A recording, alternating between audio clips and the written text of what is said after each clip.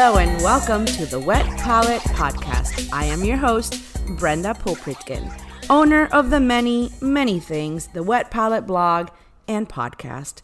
Today, we return to the listener favorite Miami restaurant review segment. I cannot believe we are reaching 88 reviews.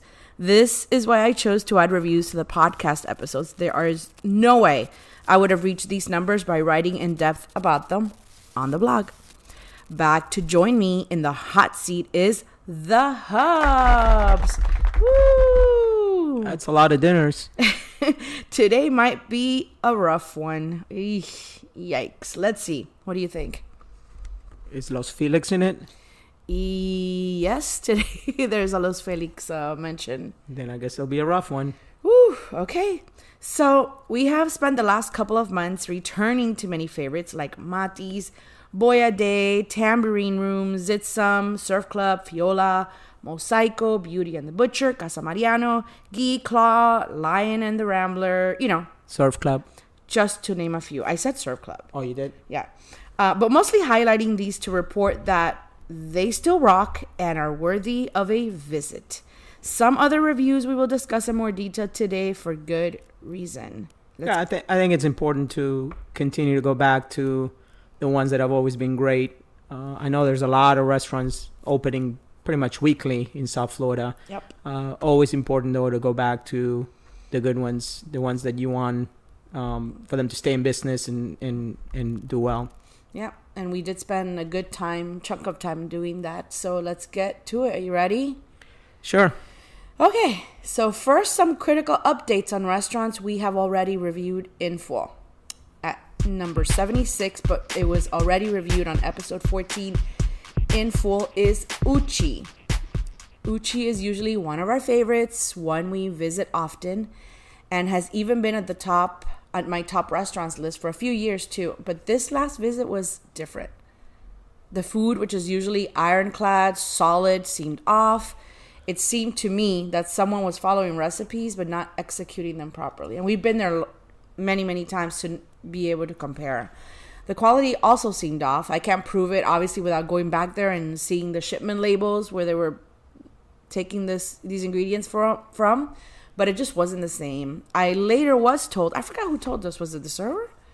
That there had been a significant change in the kitchen staff. Yeah, they told us that later on when we went to Hiden and we ended up going there for drinks. Oh, because it's across the street, and the person who was serving us the drinks, I think, told you that. She's the one. Okay.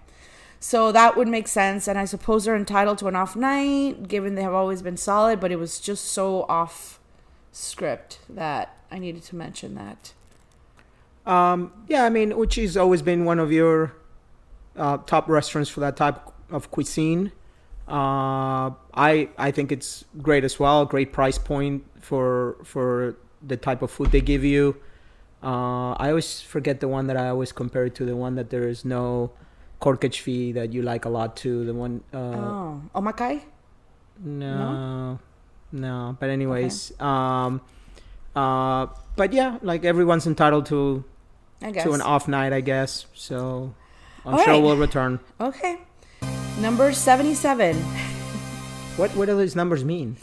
These are this is the 77th restaurant review. I thought it was the 77th time we went to Los Felix. No, that would be a hell no. Okay. No. So we reviewed, unfortunately, Los Felix, however we say it, on episode 18, if you want to listen to that in detail. And it has also been mentioned by me many, many times on my 2 Michelin review episodes. So I went back to Los Felix. I went without you. Are you thankful for that? I went without you. I know I didn't have to go back, but I have been extremely harsh in my criticism of their placement in the Michelin Guide from day one. So I figured returning would be the thing to do. I happened to be in the area, and I popped in unannounced, without a reservation, dinner for one. Just me, myself, and I. Well, if it was announced, they probably would not let you in. Maybe I didn't want my food poisoned. I don't know. I just didn't say it. So they started me off with a bowl of popcorn. It's Michelin popcorn. Movie theater? It's Michelin popcorn. Oh. There was popcorn. And then, then I had the corn dumplings. Overpriced, but I would say out of all of them, it was an excellent dish. I'd give them that. But it was $42 for about 5 corn dumplings. Then I had a couple of tacos, which were also overpriced. It was fresh. They're okay. $16. And then I had the Wagyu dish, which was supposed to be an A5 Miyazaki Wagyu, but it was hard to tell. It's a grilled Wagyu with caramelized onion and a pickled plum sweet sauce. Wait, they cooked an A5? They grilled it lightly. Okay. I waved the server off from putting more than a couple of spoonfuls of that plum sweet sauce because she was on a mission to cover that dish with the sauce, the sweet sauce. Full coverage is what I think the goal was there, but not surprisingly, it overpowered the very ingredient that should shine on its own. If it's an A5 Miyazaki Wagyu, a piece of Wagyu should not need much, right? She put it on a plate with a little salt and call it a day. She was spooning the sauce on it and spooning it, and then by like the third time, I was like, I had her stop. I said, no more, please. And so all you got was the fattiness of the beef, which then was oversaturated by those onions, and that sauce, which was extremely sweet, and there was very little acid. So I ended up having to fish the beef parts out with my fork for the second half, or at least I tried, but it was nearly impossible to enjoy. And to top that off, it was $58 for that. So my total bill with tax and service was $148 with 48 cents without alcohol for just me, 3 things, and popcorn. Am I thinking about any of those dishes right now? And just about how mediocre it was. Again, it's a place that you can go to. Yeah, in a pinch. I've been there. I've been there once. I would never go all the way to Coconut Grove just for that, and go there right. with so many other restaurants in the area. But my problem with Los Felix is not. It's not a bad restaurant. I mean, you go, okay. It's expensive. That's problematic, but it's probably because they have a Michelin, so they feel they can charge you that. I think they were already priced that way before Michelin. But that's my problem is the Michelin part of this. Right, same. It's comical. It really is comical. Same. That not only that they got a Michelin, but they retained it. The Michelin doubled down. But that's Michelin. I mean, that's not on them. It's Michelin, and they're going off it. I don't Michelin, blame them. They're a bunch of clowns there anyway. Oh my gosh, we're talking about Los Felix. I'm talking about Michelin. Michelin is another episode. Yeah, you don't want that episode with me in it. That's for sure. So anyway, back to me. It was sweltering inside, just like that first time. It was so hot. The door was permanently open, and the condensed AC kept dripping on me. It wasn't dripping stars. It was dripping water.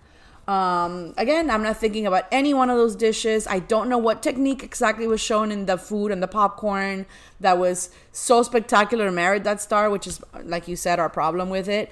And I guess we're still using the in-house corn as the factor, as the star. But it's honestly overplayed. And I'm very happy to say I am done with Los Felix for good. Twice was enough. Now we gotta go to Cielo. Se acabó. I know, I do. Well, if you gave Los Felix one, second, I mean, you're correct. I am going to give. Now, am I going alone or are you coming with? No, I want to go with that guy. With who? Mr. What guy? VIP, the one that gets the great. great. Oh, with our friend. Yeah, the great. Well, okay, Jonathan, you are put on call. That's right. The next time you're in Miami, let's go. Shit. Anyway, all right. From one shit show to the other. Oh no. I warned you. It wasn't my fault. Warned you I didn't about choose. This stupid play. Oh, that's true. I did not choose. Friends. I'm about to get into that. Yes. So Mila Omakase is on my list of places to try. Mila Restaurant was not at all. But we had a friend celebrating a birthday, and this was their choice. So off we went. Well, he likes the tiki tiki tiki tiki tiki tiki. So this was that and more. But we arrived on time to our 8:45 reservation, which is already late for us. But so we played along. We heard that they had a strict dress code, which includes, quote, no revealing clothing for women, end quote. And you get a lot of reminders about that in your confirmation. So one of our friends was wearing a very revealing dress, and we wondered if it would be a problem. And even the concierge at our hotel kind of stopped us and said, hey, that might be a problem. But she looked great, right? So we soldiered on. We made this big deal about it, like everyone, like they did in the email and everything. But it actually ended up being, I must say, a non-issue, for at least for our party of 6. Point of clarification, Mila is a local restaurant. When she said hotel, we made a staycation out of that weekend. Right, our concierge. So we were staying at a local hotel in Miami Beach, and our concierge was phenomenal. Yeah. That guy was really, really interesting. And he noted that the security in the front, because Mila apparently is the whole rope and velvet rope and red carpet, and look at us, we're in Miami Beach, whatever, that it could be a problem getting into the restaurant, right? If you have a reservation. Yeah, I think you go in, it's a small lobby, and then you go up an elevator, right? Yeah. So we arrived in an Uber, who even the Uber guy said, right? Even the Uber was goes, you guys cover her up. Well, the key maybe was that the Uber did pull up front, and then he got around like he was our chauffeur, and he opened the door for our friend who was in the front passenger seat. Right, so it made it look like she was a celebrity. Maybe. And whatever it was, I have to give it to them that this was not an issue. So maybe for other people, and maybe for other people it should have been, given the fashion show we saw when we were standing there. Oh my God. But yeah, and I have pictures, I have chancletas. Well, I'll talk about that in a second. But so anyway, someone greeted us and checked us in nicely. And then we were asked to wait by the bar, which we declined. Besides the wait by the bar technique is being a pet peeve of mine, we had brought our own wine, and we were just not interested in starting with cocktails. So we waited by the entrance, which happened to be in front of this glass wine wall that they have right by the check-in desk. And we had front row seats to the fashion show that was the night. So I guess they just weren't enforcing it that night, because we saw chancletas and clothing so revealing and made our friend's outfit seem tame. Oh yeah, nah. I mean, typical Miami shit show. Yes, but I digress. So there was a group of 4 and 5 hostesses standing by, waiting by the front desk, waiting for the front desk staff to assign them to the guests that they were to escort. Can I tell you? And I'm not like, I don't think I've ever said this before, but the dirty looks and pettiness that was going on with our friend, these girls looking at our friend, the one that I said was dressed revealing but looked very nice. I don't think any of the guys picked up on that, but certainly we were lined up by the entrance along the wine cabinet that they have, the glass wine cabinet, and it's a shit show. You got literally 20, 30, 40 people at a time coming in, no one going out, right? No one's leaving. And people are checking in, and they're getting pushed to the bar. There's no room in the bar. I wasn't going to go, and do what at the bar? Like be 3 people deep. So I guess the part of the problem, was that we were standing in a place where these... Yeah, but I'm talking first about the attitude of the girls. Yeah, I didn't notice that. Was the whole girls thing. Attention. So before we get to that part, they were, for whatever reason, this was an issue with our friend who happened to look very good that night, and it was just like a snippy, petty, kind of like whispering, like so much so that my friend actually felt uncomfortable. So then the head snippy hostess comes over to us and says, "Excuse me, this area is for employees only, and we need you to move elsewhere," with that exact tone and attitude. So at least she spoke English. I mean, I don't know where we were supposed to go, because like he said, there were so many people waiting around. So at this point I was really peeved, and whatever, we like kind of moved to the side, waited about 20 more minutes, and then of course they same hostess to escort us outside, despite my request on my reservation for an indoor table. So of course we declined that, and she called someone else who unapologetically looked at her iPad, like whatever, she couldn't care less, and she looked at her iPad and announced that nothing else was available, and we would just have to keep waiting with no end time. Even though there were 2 tables that we passed on the way to the outside that were open. Yeah, so our party was over the waiting. We were over the attitudes, the Miami thing, the Miami shit show. So we walked back towards the entrance. we zigzagged and we dodged because there were so many people out there, and that's what we noticed. We're like, why can't we have that table? I mean, it was just there. But I didn't inquire. I was really over it.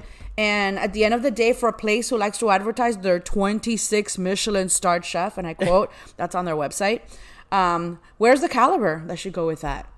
Does it include a snippy hostess and being told to stand somewhere, even though there's really no other place? It's from one side to the other. Like, whatever. It was awful. How long were we there total? Like 45 minutes doing all the stuff. So I communicated with whoever runs our social media because I did tag them in my stories. If you follow my stories, you saw the whole shit show happen. And then I spoke to someone from their PR team, and then again with someone else who called and listened and was going to, quote, look into it.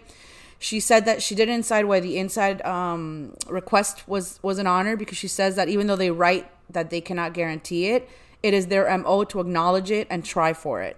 And that they certainly never want a party of 6 waiting at the bar because it gets too crowded, and that's actually against what they want as well, what management wants. So they did offer us a return visit to experience it as it should be, but I said my party and I were just not interested, that we would be interested in coming back for the omakase at some point. Well, that's on me because I want to try it. But I'm kind of over the restaurant because I didn't want it anyway. So we went to Byblos? We went to Byblos instead. And by then it was 9:45, so an hour in between going back downstairs and waiting for the Uber. And it was also storming out. It was just... Oh, yeah. It was just one of those Miami nights. Yeah, but Byblos, as usual. Are we talking about Byblos? Yes, number 79, Byblos. But I'll just say with Mila, I didn't know about the 26 Michelin star chef. What? We were making fun of that the whole night. But here's the problem that these fucking restaurants don't understand. People who want to go out and eat and want to experience the food will never, ever go to a shit show like Mila. I don't give a shit if it's 26 Michelins or 56 Michelin stars. The whole point of a person who goes out to dinner to enjoy the food as their number one reason for going out is not going to put up with the shit that they have to put up to go eat at a place like Mila, and there's 100 other places like that in South Florida. But 26 Michelin stars. So the place like that, it's not about the food.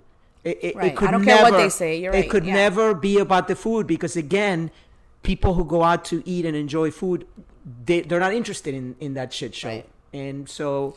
How many times have a drink every time we say shit show today? Oh. Because there's going to be a lot of shit show talk. That's why I'll just keep going back to the good ones and yeah. It is what it is. Okay, so Byblos. We have been there plenty of times before. Always a great experience. 8 years.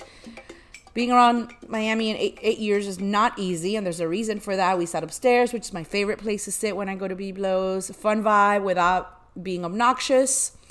We had the black truffle pide, the Turkish Monty dumplings, octopus. You had the red beet salad, not me. Fried chicken, short ribs, sweet, jewel rice. We had all of the desserts. And wait for it, our waiter's name was Milo. Of course it was. Yeah, we're from Mila to Milo. So again, we were a party of 6. So I guess we're pleasantly surprised that we were able to get a table there. And Byblos always delivers. The only reason it's just we've been to Byblos a lot, right? But this return, it had been a while. Yeah. And that's probably my fault. I just don't like to go to Miami Beach. I hate going to Miami Beach. Unless he's going to Stubborn Seed. Or Machialina. Yeah. But it delivered. It always delivers. And the price point, I don't know what Mila would have cost, but I can guarantee you that Byblos was half. Do we remember what the corkage was? At Byblos? Yeah. Because we had our wine. Yeah, I think it's I have it. I think it's 35. Okay. All right. I mean, so again, that was a solid for us that night. They welcomed us back, and 25 for the first 2 bottles, and then 75 thereafter. But they waived. We had 3 bottles, so they charged corkage for the 2, and then the third one they waived it. They didn't. Oh, well, charge Milo us. was great. Milo, the waiter, our server was really awesome. Cool. He went along with all of our jokes. No, he was genuinely good. Hey, we're funny. You have to go along with it. We're funny-ish. I know. And we offered him wine, too. He had wine. It was fun. Anyway, kudos to Milo. Boo to Mila. Yeah, I mean, I just, and there's so many. Like I said, I'm not interested. If the omakase, the omakase is going to be another shit show like Queen omakase. No, I hear it's good, but but the whole initial experience, right? It's like Queen, right? Yeah, maybe I'll wear like a bikini top. They're not professional enough, and that's yeah. And that But anyways, I'm sure we'll go and whatever. Yeah, the actual experience I hear is it's private, and once you're in there, I don't know what the cost is, but it's along everybody else. It's like 300, yeah, 280, 300. Yeah, that's the theme of omakase now. Is like these people think they're all Cesar from he's opening, right? Cesar. Yeah. They all think Miami people don't know who Cesar is. Well, whatever. Just the former chef of Brooklyn. Yeah, everybody thinks they're fucking Cesar. Let's charge what he did because we can. But anyways. Anyway. Number 81. The next two restaurants are also revisits that we want to just mention briefly. Lamar was discussed in full in episode 34. And I wanted to once again hype this new tasty menu approach at Lamar because this time we dined with a party of 6. And it wasn't just us, and everyone was blown away. Simply outstanding. Take a listen to episode 34 for the full scoop. But wanted to say that once again, they killed it, and they have something secret in the works to be announced soon. So stay tuned for that. Well, Lamar is the perfect example of a restaurant that diners go to experience the amazing food by Diego Oca. Is that his last name? Yes, sir. But there's actually a pretty decent vibe in there, right? There's music, there's people, there's movement, the lobby. You can hear yourself talk. Yeah, but the lobby in the hotel also has live music. That's nice. And we were 6 people, and the bill, we did a tasting menu or whatever. We just ordered whatever Diego happened to bring that day, but it was $865 at the door. It is a tasting menu, by the way. Yeah. Oh, they offer it. Okay. He likes it. So obviously, we brought 3 bottles and they waived 2 of the 3 corkages. Fine. That's they did? Yes. Oh. So that's fine. That's $120 saving. We've only been there like 50,000 times. Yeah, but even with a full corkage and all 3 bottles, it's still less than $1,000 for 6 people at Lamar. He's killing it. Price point is perfect. The food has been better and better. I mean, Lamar, I think we've gone like at least 5 times this year. It's insane how many times we've gone. And we're gonna go to brunch he's killed it. And by the way, that guy's always there. Yeah. He is always there, working his ass off behind the kitchen. Some with people his should learn from that. welcoming smile. Yeah, he's so sweet. He's just a pleasure to support as well. So, okay, brief note on that. 82, QP Tapas 2.0. We reviewed 1.0 in episode 23. It's another one that has been discussed before. It's a pop-up restaurant. We visited the first one, which was at Market Kitchen in Coral Gables, which is where now Ortonique is happening until the end of December. The second one is at the Allocation Room in Coconut Grove. Allocation Room is a new wine bar by the Ariette Hospitality Group. I actually prefer this location over the first one. You said you liked the other one better. Yeah. I thought the other one was too tight. But it's more cozy. Okay. I think the Allocation Room is not really a dining room. It's like there's the bar with the wine. I don't know. I like the look of the bottles on the wall at the old. They have bottles on the wall here too. It's not the same. It's I don't know. Okay, you like what matter. you like. It doesn't matter. The food was just as good. Yeah, so this space is larger, and to me, it felt like it had been there forever, like a natural fit. If you'd like to hear about it, again, episode 23. One thing we did not discuss in that episode was the uni risotto. Holy shit. That was so good. $32. $32? That's it. Mm-hmm. You looked it up? Yep. Look at you doing research. It's whole wheat orzo, uni fondue, smoked trout roe, and the chili crunch. And it's served in a small bowl. And you're lucky I love you because I did not want to share that at all. We should have just gotten one and one. Even though you don't like uni, but that was a hard one to share. Are they going to stay at that location for... I don't know. Okay. I don't have scoop on that. It's great, right? Pop-ups are always great. A lot of pop-ups. I actually don't like pop-ups at all. Well, but a lot of these pop-ups turn up to be full-time restaurants. Right. So it's a great way to test... right, and I get that. Their menu and their service and whatever else they're going for. And I just this particular one, like I don't want to commit. a pop-up. But this one is worth committing. Yeah. Yeah. Absolutely. All right. Number 83, Marky's Caviar Lounge. That. It me. So I did a lot of dining. She did a lot of dining by herself this particular. The last couple of months, I did a couple of dining with girlfriends and whatnot. So I don't know if I talked to you in detail about this, but the day of the John Mayer concert, I went to Marky's Caviar Lounge. It's located inside the Seminole Hard Rock Casino. And it was kind of my mistake. I've been kind of dropping the ball lately on these reservations. But I made a reservation at Council Oak. And then I realized a couple of days before it was the wrong date. Oops. So Marky's still had openings. And that's because, number one, anything with the name Caviar, I guess it's going to sound expensive. So not many people book it. And two, they take a credit card hold for reservation. So people have to commit. But I went for it. It had been on our list. Actually, I don't know if you know this, but it had been on our list. Nope. So I figured I'll just test it out. And then if I liked it, we can return. So newsflash, I liked it. And we're definitely going to have to return just for that one day. So I wanted to share some tips. Do you have something to say? Yeah, I just wanted to know what was the price point compared to the Caviar Rouge? Oh, gosh. No. Way less, like a third of Caviar. Okay, there you go. But we do have to go back to Caviar Rouge. Oh, for the love of God! See if they have an attitude improvement. See if it's still as expensive. No, we liked we really loved the food. That's it the was one we took the wine and it was a server. They also had an attitude. Whatever. But, okay. Yeah. Anyway, they had a stuffiness attitude, but not here. Here it was very chill. So here are my tips. If you go, park at the Lucky Street Garage. I know that Hard Rock has several garages, but it's best if you park at the Lucky Street Garage if you're seeing a show or if you're just dining there. The restaurant is right by the Hard Rock Live space. The drinks and the food rules are confusing because it says you can't have outside drinks. The restaurant had transferred my leftover wine into a plastic cup. Which I drank out of as much as I could, and then I threw it away, like kind of rushing before I got into the concert.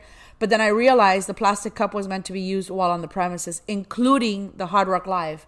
And like an idiot, I threw it out.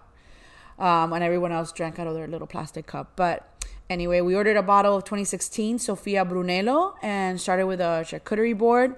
It had jamon serrano, pata negra, saucisson sec, which I probably butchered. It's French dried cured sausage, quince jam, and cheese. We also had the huso dog, which is kind of a play on a hot dog, but it's king crab leg, avocado, caviar, Kewpie mayo, pickled mustard seeds on a toasted brioche bun. And then we ordered the truffle caviar fries, which come with 14-month aged parm. Honestly, the fries aren't something I would order again, but the huso dog, I would order like 2 just for myself.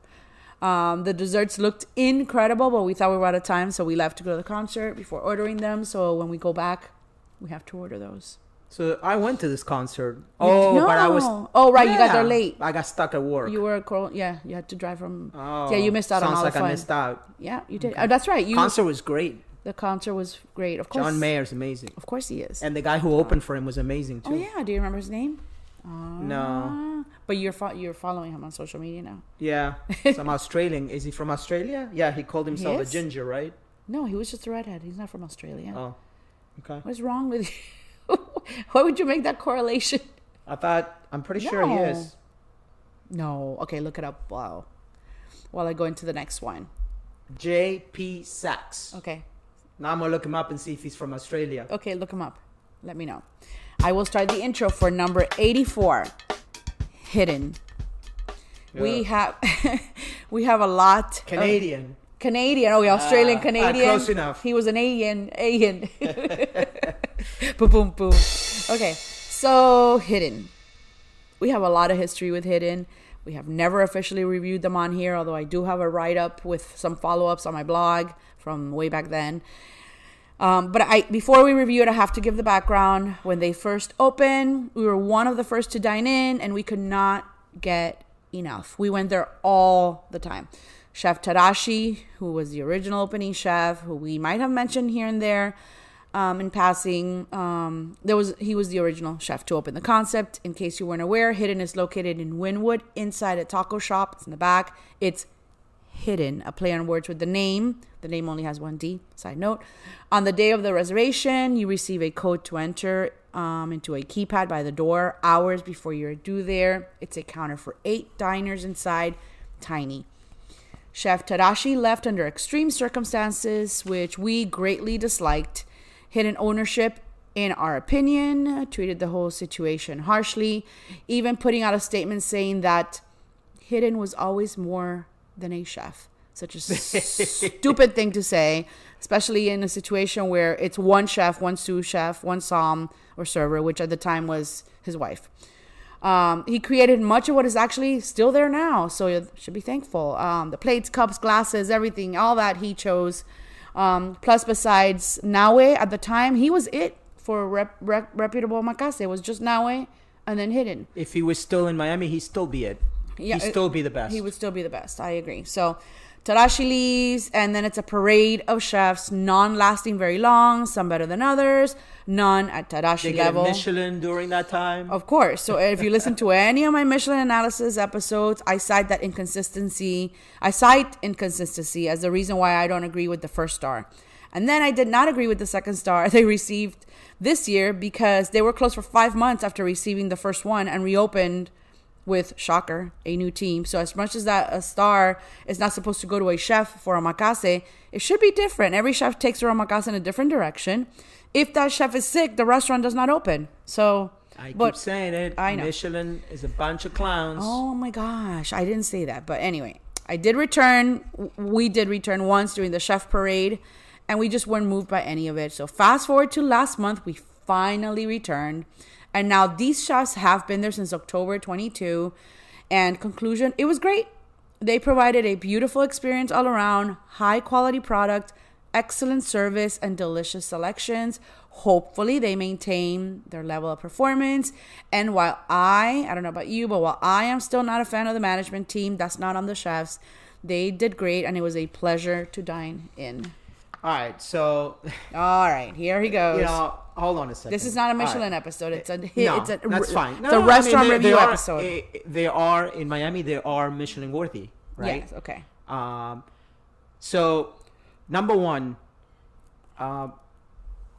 with tip and tax and nothing else, you just go for the food. No alcohol, no supplements, nothing. Just the food. For the couple is $777.60. So this whole idea, so omakase at this point, like I said, these people can charge whatever they want. I get the ingredients, I get all of that, but still, it's a little bit out of control. So that's Miami in general, though. Yeah, but omakase, it's just insanity, right? So number one, yeah, you better damn hope that it was a great experience and that the food was good and whatever. And that's not to say that we have not had bad experiences at that price point, but full disclosure, this is one of the more expensive experiences in South Florida. This last time we went, we were almost at $1,200 because, you go there. We Did I get a been there in supplement? a while. You got a supplement. I don't know if it was caviar or truffle. It was one. Oh, or maybe both. Okay. And, I'm not going to go all the way over there and not drink. So we ordered that matacate. What? You ordered a... no, that was the one. Oh, that was a Dan. Sorry. Yeah. You're right. You're right. No, but we had. We brought our wine there. We brought our wine. Right. Oh no, this is the one that we went with. Yes, with our friend. With our friends. Yes. So we ordered. Yeah. So we ordered a white. That's right. So, anyways, worth $1,200? No fucking way. No freaking way would I choose to go there again and have that experience. But again, that's the omakase of today, and these are now ultra special occasion kind of restaurants, and they did great. The chef was much better than the one we were there before. Mm-hmm. Remember he was much more, I felt, in tune with his. And he even talked to us, right? He was talking about... he even talked to us. No, but I mean, as far as... I think you mentioned you wanted to go to Japan next year, and he was very personable. Very personable. Yeah. So, yeah, I mean, it's probably... I hate to say it, but right now, well, yeah, it might be the best omakase in South Florida again. You like it better than the Den that we're going to talk about next? I don't know. I'd have to look at your pictures. Okay. You're better than me at that. Okay. Do you? I think you're a Den fan now, huh? Yeah, I mean, I like them. I think I like them both equally, though. But Okay. yeah, I am a Den fan. Well, you're an omakase fan. I'm actually a Queen Omakase fan, but I did not Well, put now them. now that you went to Masa, now you can say that. That's right. You know, now We you will- can say that you're an at some- omakase queen. At some point, we will do an episode Was on Masa better than Hiden? Oh shit. Yeah. Okay. Yeah. All right. Damn. And you only had lunch there. I know. Yeah, well, I'm never having dinner. It's too expensive. That's way too expensive. Never say never. Okay. Are you paying? Yeah. Again? Who else would? Are we? I guess I got to take the credit card. Anyway, do you remember with with Corkage we didn't? It wasn't applicable this time. The corkage is $100. Okay. At least it was the last time we wrote it down on our list, on your list of Okay. that.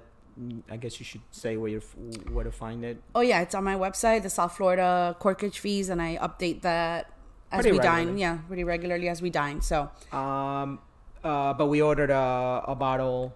from them. Yeah, for sure. for $150, I think. Yeah, and parking's usually like street parking, and they have a garage right nearby that we. Yeah, park at. I always find street parking. You just Yeah. have to drive around a little bit. This is the one that we crossed the street because we got there early. Right, and- we went and your to Uchi friend's first, yeah. Our friend's a riot. He's really cool. So he actually wanted to go to Uchi for a drink. He's He's the one that. you know, egged us on. Yeah, All right. it was great. Up next, another meal I did without you. My Lord, women. Oh man. Okay, so Wait, hold on. Would I care? I can't see. Why is this room so dark? Chica? I went to Chica. Sounds tiki tiki. It was tiki tiki-ish. I went with my girlfriends to celebrate a couple of birthdays. I thought this was a good fit for our group. It was brunch. In a nutshell, Chica is a low-key tiki tiki type place. So not as obnoxious as South Beach one. It's not that loud. It's not quiet, but I mean it's okay. You can speak without screaming. There's a DJ, but you can hear yourself talk. This one's in Miami near Biscayne and 55th, so like East Little Haiti. Really beautiful interiors, dark woods, multi shades of green, mid-century boho kind of vibes, high ceilings. The service was great. Our poor server had to deal with 9 women who were drinking bottomless mimosa, so you can imagine. But she was a pro. I think her name was Sky. You remember? So hey, Sky, if you're listening, you rocked it. I have to say, we as a whole liked all these dishes. We had a Mexican meze, guacamole, pumpkin seed hummus, salsa negra, baked goat cheese spread with tostadas, which were really good. We got repeats of that, and crudités. We had taquitos ahogados, which were the crispy pork carnitas, a paisa breakfast bowl, so it's inspired by the Colombian paisa dish, papas bravas, bistec con huevos, so steak and eggs, serrano ham, avocado toast, street corn, that was delicious, maduros. The maduros were okay. Didn't love them. Buñuelo donuts, that was great, although it had fake dulce de leche, you know, that watery, syrupy one that I always complain about. But the donuts were great. And the marquesa de chocolate, that was their signature dessert. That was excellent. But the highlight was they had a frita burger. I brought you one. Did I bring you one? I don't think Or so. half of one? Yes, I did. Did I not? Oh, maybe I ate it. Yeah, I don't. I think you went somewhere and I might have eaten the leftover. Okay, well, sucks for you. Anyway, Was it just 2 of you? That's a lot of food. It wasn't 2 of us. It was 9 girls. Oh, okay. This is why you weren't I was invited. like, holy crap. Yeah, it's a lot of food. Oh yeah, because we don't order that when we dine out. I don't know the size of these dishes. That's a lot of Okay. dishes. Well, anyway, the highlight was the frita burger. It was stellar. Certified Angus beef, chorizo, like a chorizo smear, Cuban style dressing, crispy papitas, a Kobe Jack cheese on a jalapeno cheddar roll. It was a hot mess, but it was a really good hot mess. There is street parking or valet on site, and it's easily accessible because it's not really in a congested area. It's kind of like in the residential area. So if you need a place to go, kind of a party vibe, but a little bit more low key, again, it was good. You know, it's I want to go for the frita now. it's a frita burger. So it was pretty good. And of course I had I forgot to write it here in my notes, but I had espresso martini.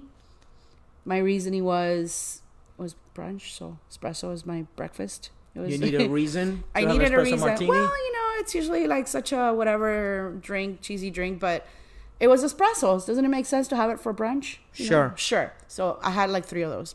But that's it. So I just wanted to tell you about that. So, and you, the listener, if you ever need a birthday-ish celebration type place that's casual, but also good. And, I actually this place has not been on my radar at all, but when I needed a place for 9 ladies, it was a perfect place for us. And that's it.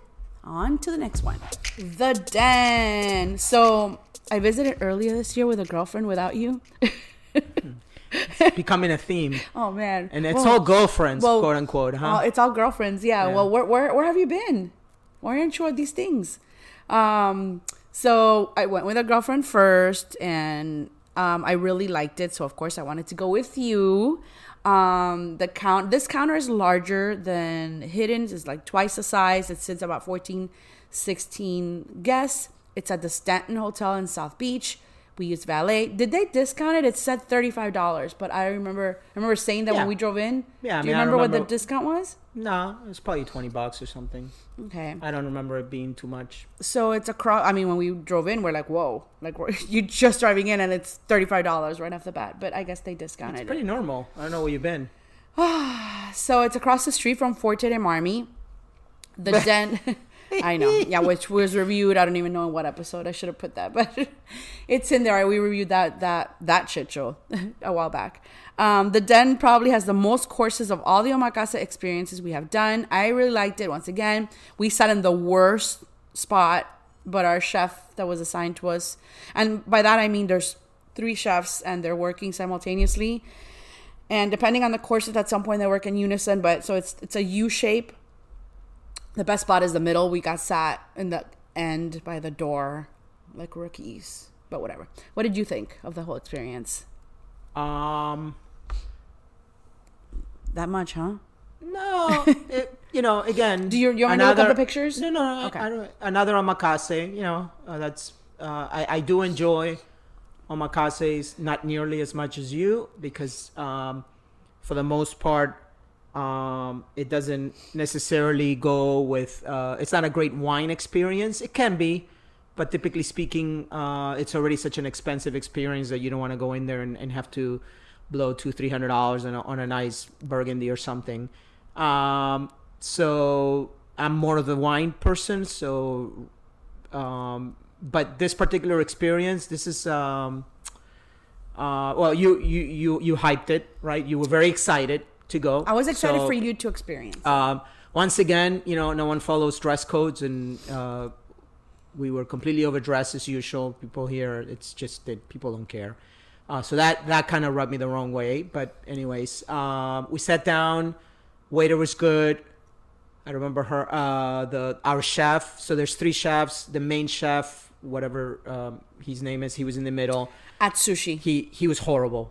I'm sorry. Who was horrible? The main chef. He's horrible, man. You got to pay attention to your whole dining room. You can't just pay attention to the 4 people that are in front of you. I agree. You do have to say hello to everyone. Yeah. Yeah. I mean, it's kind of like when we go to these restaurants and Keller shows up, or some of these big time chefs show up, and they just concentrate on a party. Right. Dude, you came out. You got to say hi to people, and I shouldn't, Keller used to do that the last time he was so nice, right? He came to us I know. at the surf club. He took a knee on the floor and started talking to us. So that was really very nice of him. But again, this chef didn't. So I thought that was pretty lousy. But the chef that was assigned to us was really nice. The experience was good. Yeah, I mean, I'm not very versed like you are with the ingredients and all of I remember I liked the uni a lot. Who are you liking uni? Yeah, I mean, it was a lot of food. I remember that. Mm-hmm. So that's nice because. Yeah, the joke often with omakase is, oh yeah, you need a burger after, you need a sandwich after. I don't think we've ever left hungry in any one of these we places. Always, other than the casual ones. We've gone to casual ones where it's $80-$90. So I mean, what can you expect? I liked it. It was this is where you had your wakatake. Wakatake Dragon Slayer. Yeah. I had 2 glasses of a red. Oh wait, I still have that in the refrigerator. I still have remember a little bit. Yeah, because you had a little bit left. Oh, I had 2 glasses of a red wine. I honestly can't remember if it was a Burgundy or I think it was, but I'm not sure. And it was $250 plus cheaper than Hiden. Well, we needed to. I don't know. I guess you didn't, but we needed to revisit that because I couldn't remember why. Because the base price is the same, so it might have been the wine and the supplement and the sake. We had the supplement and Hiden, so it was more. The supplement and Hiden. Okay. And we the alcohol was the same, about $150 in each place. So your bottle of wakatake was $100. So why was that one cheaper? I don't know. Well, the supplement plus tax plus gratuity on the supplement. I don't know. I liked it. Am I rushing to go back to any of these omakases, whether it's Hiden or the Den or sushi by scratch? What about Queen? They're all great. Do not get me wrong. I really, really enjoy. It's clean food. We usually go Saturday nights, and I usually train with some kind of long run on Sundays, and the sushi really goes well with that. I really feel great when I wake up on Sundays to go run or whatever. So it's really clean eating. It's great, but the price points are just insane. They're insane. But I have some $900, $800. Yeah, I'm talking about it today. I'm gonna talk about it. Yeah, I'm excited for that one. A place you have. I enjoyed it, and and hopefully if we go back, we can get the chef. I don't know how that's even possible. You probably can't secure that. Because just would like to talk to the guy. He's obviously it was. Yeah. Well, so they proudly display their Toyosu certificate from Japan, from which they get their fish flown in. It has a number. And I think this time they said it was everything that night, because it changes a little bit. Everything that night was there except one. I don't remember it was the trout or the mackerel. I can't recall. That said, at least the uni, the sea urchin, was from Toyosu as well. And although that one was not the highest grade I've had in Miami, the one at Hiden was more. And I do want to take a second to do a little deep dive into uni, because I've been wanting to learn a little more. So I went down a rabbit hole, and I think it's important to talk about this. Uni auctioneers in Japan determine the uni grading by color and texture, and those closer to having a golden color or more bumps on the surface merit more value. So I always thought it was strictly number. So when you go to very upscale sushi places, they might tell you a grade number, but it turns out there's more to it, or so I read. Apparently, if it's a AAA and it ends in jo, and I might be mispronouncing this, but it means superior quality. So like Goku Jo, Toku Jo, or just Jo. Double A, so AA Nami means conforming to standards, and A plus Yasu means average quality. So AAA, double A, and then there's A, and then there's regular. Then, as I read, there are uni specials, which are the ones that are graded on a number scale, 1 to 10. So, for example, at Sushi Nasa, New York, we had number 1. And at Hiden, we had number 8. So, there was no grade at the Den.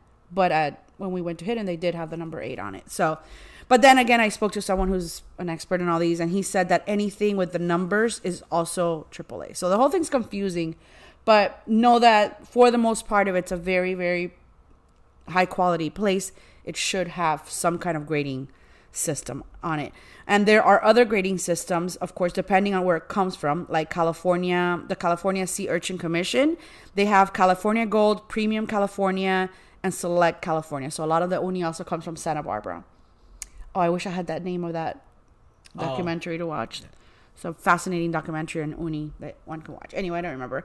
But just wanted to deep dive a little bit into that about the grades. And okay, that's it on uni. Shocker, but up next is Bouchon, and yet another place that the Hubs was not invited to. Bro. Oops, I'm so sorry. I don't ever want to hear you giving me a hard time when I go out with my friends. I never give you a hard time. You know, what do I give you a hard time about? I'm gonna make plans now as we talk. I give you a hard time about going to sorry places with your friends. Well, I don't have a choice. Okay, but that's what I gave you a hard time about why are you going to that place and not this place? Anyway, back to me. We are not really Bouchon fans anyways. You don't even like Bouchon. Bakery. Well, Bouchon Bakery, but it has nothing to do with that. We have visited the Yountville spot several times, and as much as we are Keller fans, we love French Laundry and Ad Hoc and Addendum and Per Se. Ooh, Addendum. I know. Still open? It's been a while, yeah. So Bouchon has just never been. It's always underwhelmed us. So when a girlfriend invited me, I thought it would be the perfect time to go try the Miami one. And spoiler. Of course you would. Of course I did. I hadn't seen my friend in a long time, and she chose it. So twist my arm. So spoiler, it underwhelmed. The location, at least the outside, is gorgeous. It's located at the historic La Palma complex from the mid-20s in Coral Gables. There's easy ballet up front. I think it was like $10, and there's street parking as well. We kept it classic, with maybe that was a problem. We just had the mussels in a white wine sauce, a steak frites, and creme brulee. We kind of shared everything. We also got the foie gras, but there were hiccups. So, for example, they brought the foie gras, and they didn't bring a knife spreader for it. So we had to use just the regular table knife. It's just somewhere else it doesn't matter, but at Bouchon, you would expect the foie gras to come with its proper knife. You're so bougie. I'm using my dinner knife to dig into this little bowl with the foie gras. And then they also brought a little container with salt, but no spoon for it. So are we both supposed to stick our fingers in it? And or you know what we did? We just used that same dinner knife for it. So it's things that make no sense for Bouchon. How was the foie? A place. It was okay. Yeah. It's the mussels whatever. Better than Silver Lake? Nope, Silver Lake mussels are much better. I'm sorry. Yeah. I'm not sorry.